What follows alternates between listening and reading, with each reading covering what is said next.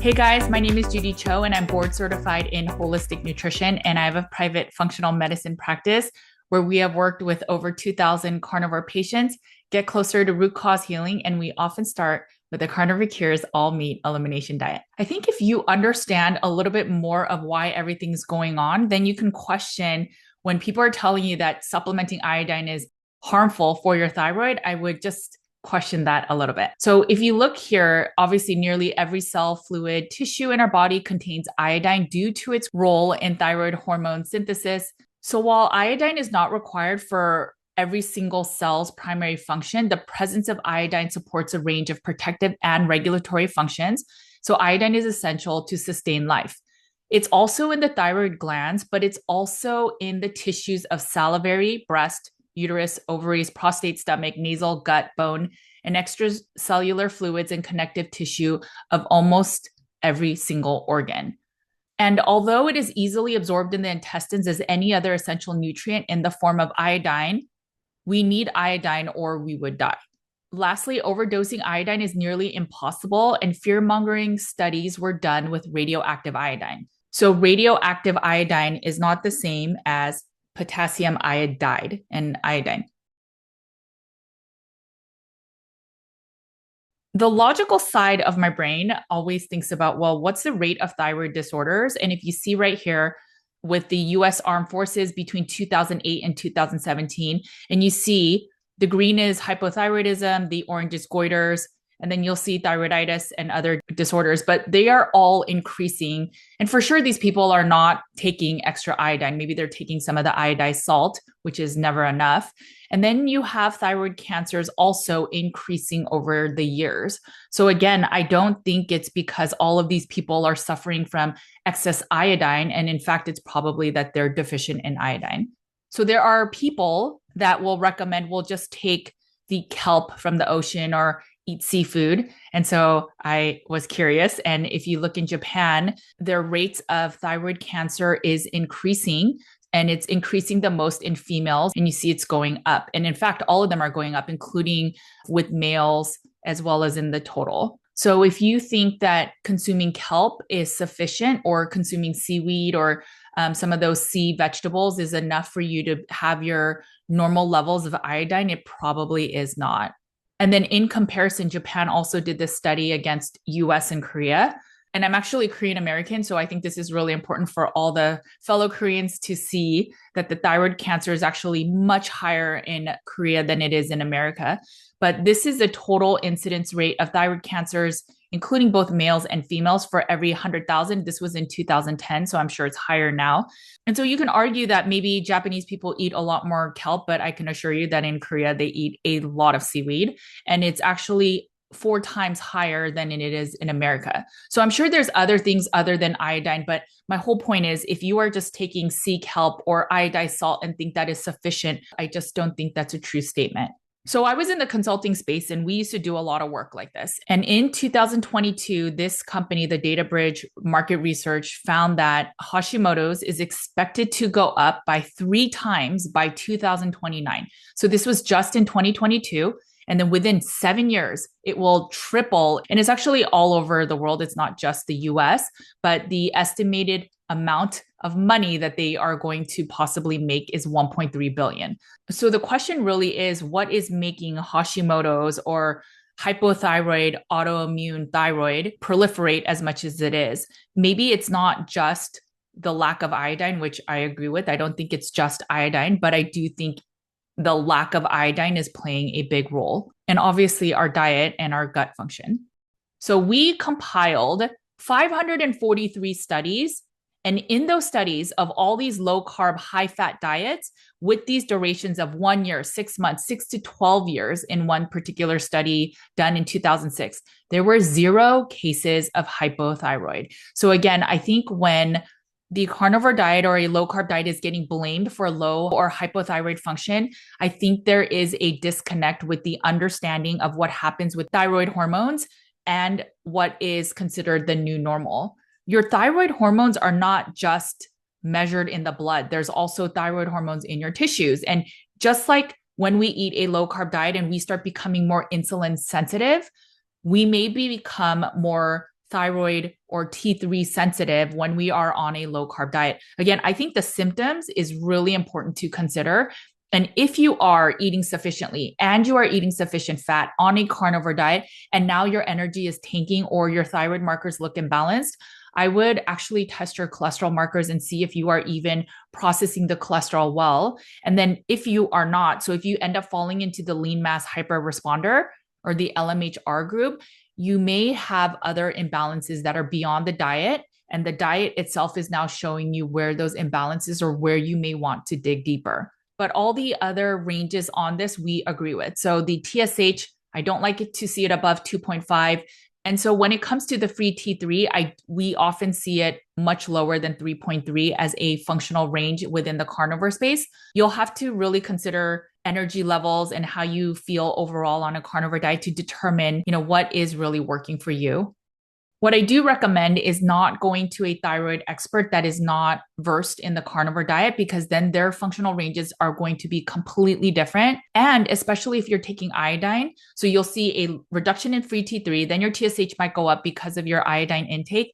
And so a standard endocrinologist or somebody that is looking at your thyroid is going to say that you probably need levothyroxine or one of the other synthetic thyroid medications. And I just don't know if that's true. I wanted to show you a couple labs and the context of it so you also understand how to measure iodine. So this is through blood work. You can just go to like a LabCorp or Quest, and it shows that this person's iodine is pretty good. It's 82.8 when the higher range is 92, and this person does take iodine. But many of the interviews I did talked about the weakness of blood levels for iodine. And so here are some of the reasons. One, it's short-term indicator. So when it's in your blood, it's just that you maybe had a surplus of something you're eating, the iodine intake you had, but it's not definitive that it's getting into your tissues. The second one is that iodine is mostly excreted in your urine. So a blood lab test range for iodine is not as sensitive. So again, it may show that there's a surplus in your blood, but it may not be reaching your tissues. And so that's why that urine test is more valuable. So you may be sufficient in your blood, but that does not mean it's sufficient in your thyroid as well as your other tissues and cells that need iodine. The iodine blood work also doesn't show the influence of other halogens. So bromide is another one. So is fluoride. So bromide can hinder the iodine getting into your tissues, even if the iodine looks sufficient in your blood.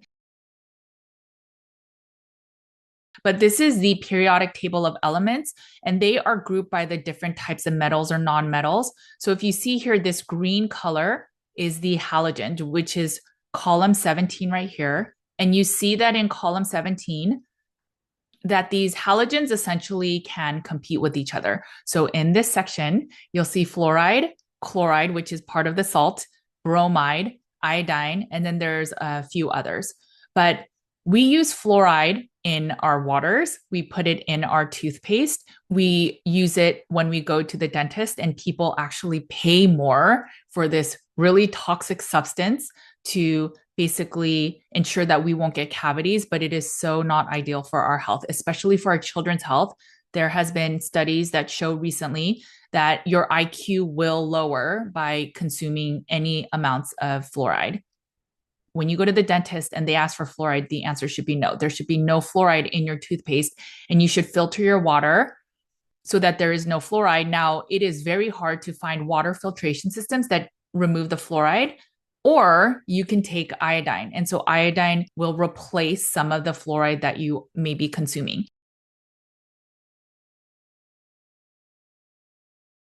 Chlorine is another one, or chloride. So if you consume salt, that is another way to reduce some of that. And then bromide. Bromide is in everything.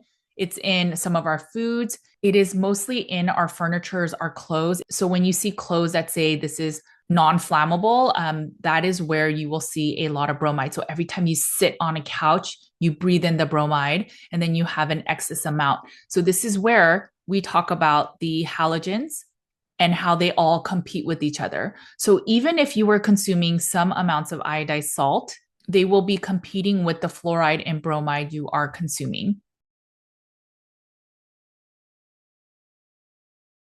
So just to make this really comprehensive, I'm going to share a little bit about that unrefined salt in case you guys don't go to the links. So table salt is heavily processed in bleach. It contains no trace minerals. It often has flaky residue from oil digging. Yes, that's so gross. And it contains additives such as synthetic iodine, sodium bicarbonate, fluoride, again, fluoride, sugar, anti-caking agents, and aluminum derivatives. Some salts in their ingredient list, you'll see that it has dextrose, which is like that form of sugar.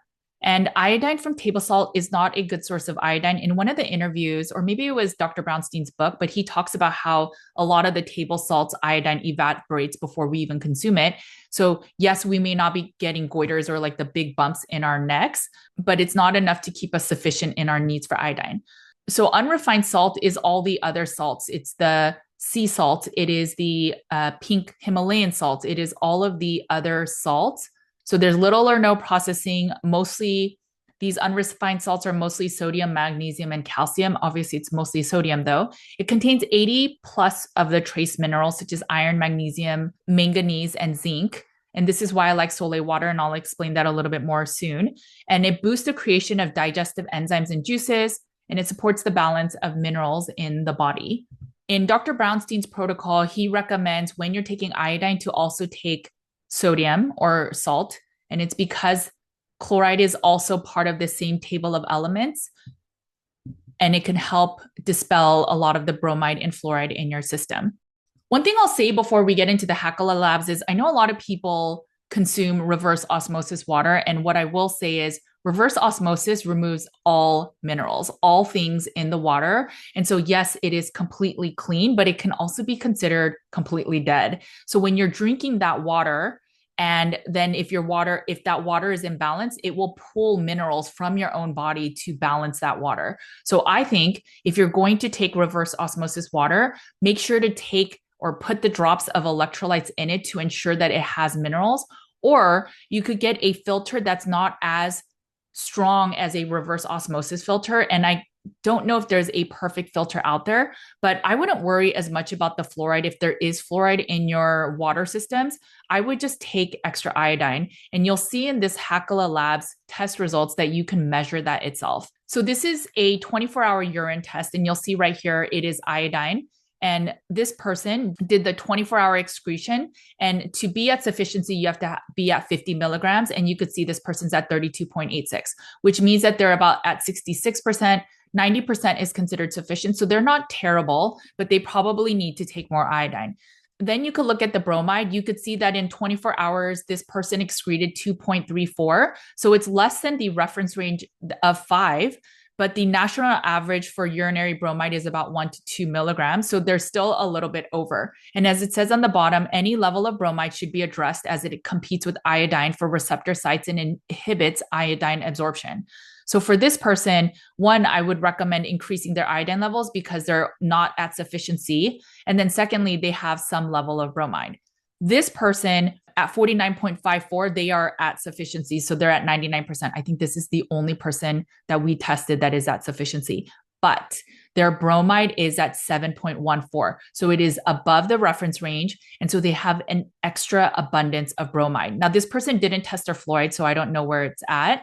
So even though this person is at sufficiency with iodine, I would recommend this person taking more to basically dispel the bromide that's in their system. So this person, for their iodines at 37.84 at 76% sufficiency, they're almost at 90, so they should probably take a little bit more. Their bromide is within range, so I'm not concerned. But again, you could see their fluoride. Their fluoride's at 4.03 when the reference range is 1.3. And fluoride is neurotoxic, has a negative effect on bone health, and interferes again with iodine metabolism. So even for this person, they should take more iodine than they're currently taking to dispel their fluoride. So as you can see from just these examples, most people are deficient in iodine, even with the gold standard of that urine test. And even if you're sufficient with iodine, if you are being exposed to extra fluoride or bromide, you still need that extra iodine to dispel those other toxins. Now, I know many people are also scared of consuming more salt. I actually have an interview with Dr. Brownstein about salt as well, and I'll link to that in the show notes.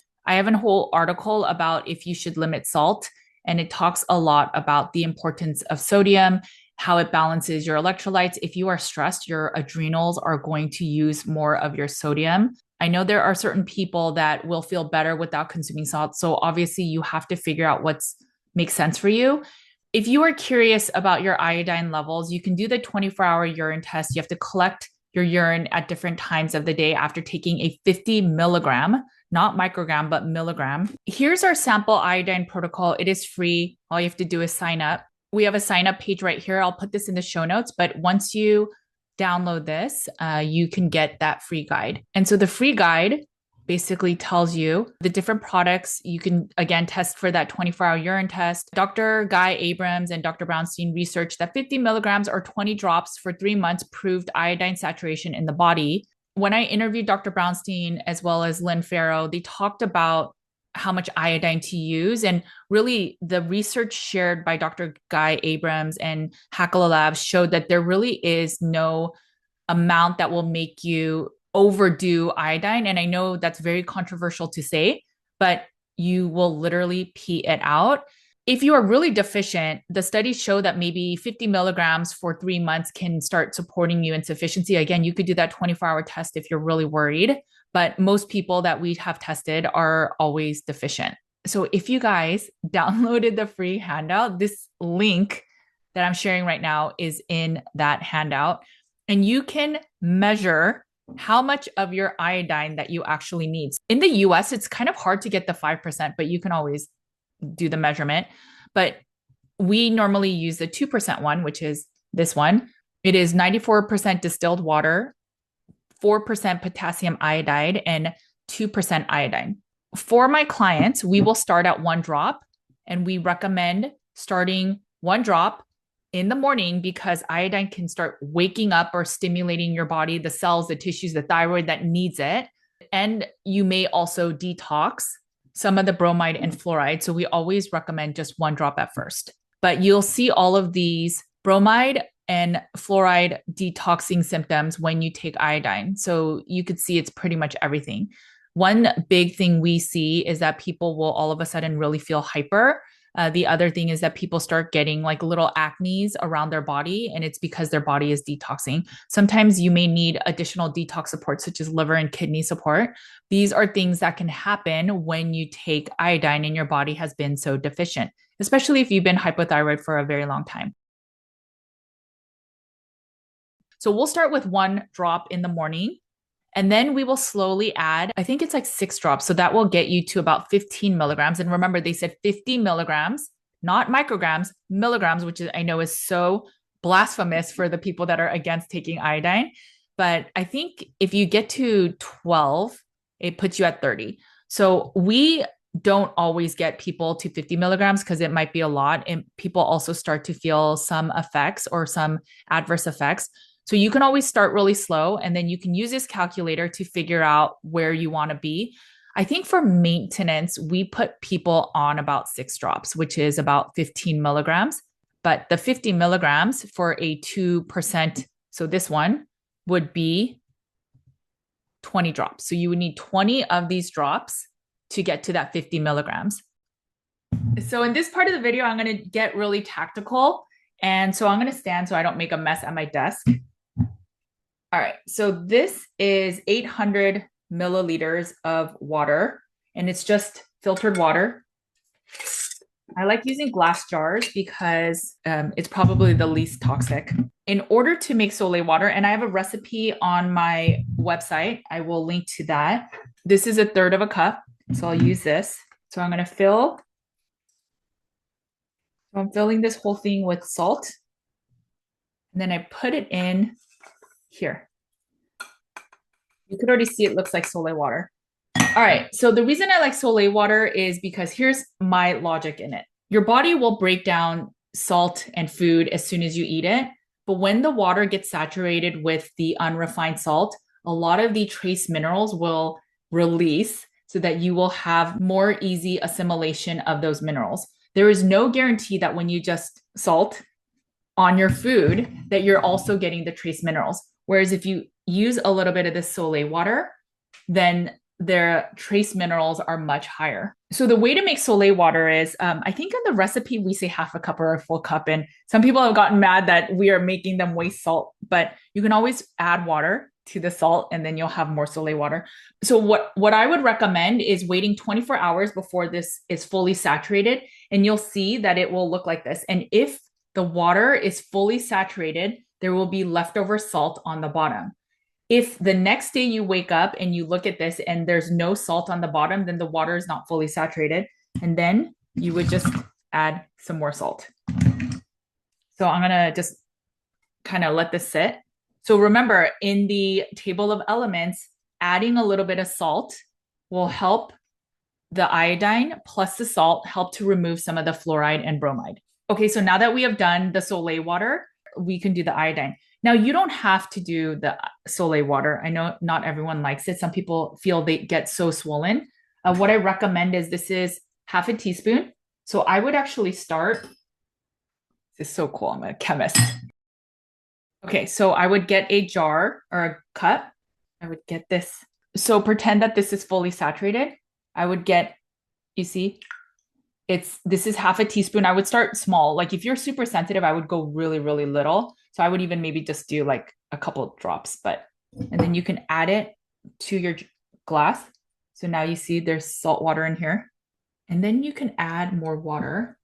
So I would just, if you were taking iodine in the morning, so I'm going to assume that you can take 6 drops of iodine. So I would then add maybe 4 ounces of water.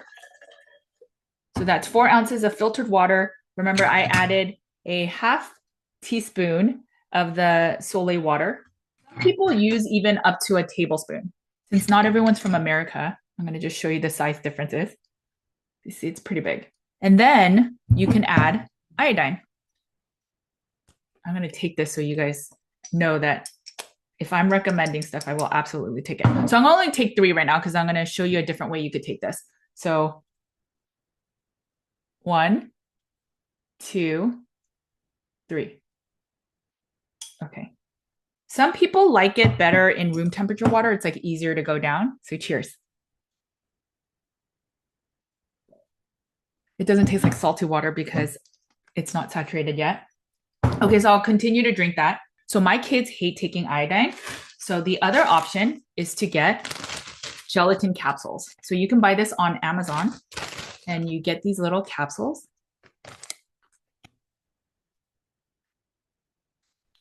Open it up. And then you have to consume this quickly because it will disintegrate the capsule. But I will add, here, I'll add 6. So 1, 2, 3, 4, 5, 6. So cool. All right, so I'm going to chase this.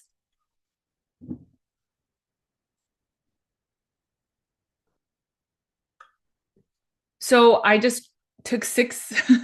So I just took 6 drops in the capsule, but I love this because then it's super simple. And I taught my boys how to swallow capsules really early on so that I could get them to take probiotics. So this again is J. Kroll's 2% Lugol's. And if you take the 5%, you'll have to use that website to see how much you want to take. Then I'll just finish this water. So that's how you can take iodine every day. And so I'll add a little bit more salt water so I can detox. Cheers. If you want to get super economical, you can use, and this is the original video, the tincture of iodine. So it's technically a first aid antiseptic. It's pretty cool. I think if you have young children, you could just carry this around, and if they get an open wound, you can put this on. It is 47% alcohol. So if you do not want to do the urine test and you're not entirely sure if you want to take iodine, and if you don't want to even consume this iodine, you can use this, but I wouldn't recommend using this a lot because of the alcohol. If you're sensitive to alcohol, you can't do this, but in our nutritional therapy school, we did learn this. This isn't the most perfect test, but what you want to do is paint your arm. So I really like coloring when I was little, but you can make a big square. You could decorate, you could do whatever you want, but you really want to really color. I'm going to make it a perfect square. Okay. So, or a rectangle. Okay, maybe not. All right. So what you want to really do is make this really, really bright. So the thought is that if you're saturated with iodine, this will not really go away. And then even in 10, 12 hours, you'll still see a trace rectangle or like a trace amount of the iodine on your arm. So obviously let this dry, otherwise it's going to stain your clothes. If this goes away in like 2 to 3 hours, then you are most likely very deficient in iodine. Now, again, it's not 100%, but it'll at least give you an idea. I used to use this on my kids because they couldn't swallow capsules at that point.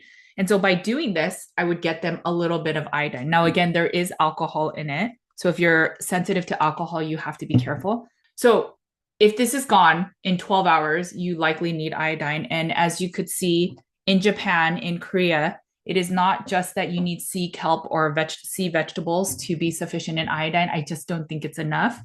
We have so much fluoride and bromide in our world now that it is really hard to have sufficient levels of iodine when really our foods don't have it. Our seas are really depleted of it.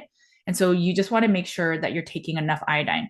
When you are done with the solé water, you don't want to add the metal lid. This is technically considered active, and minerals balance each other. They are heavy metals and there's other metals. But so what I use is parchment paper, and I cover the lid like this, and then I just rubber band it. And if you have the solé water around long enough, it'll start forming salt crystals. So if you see, I just close it up and I put this lid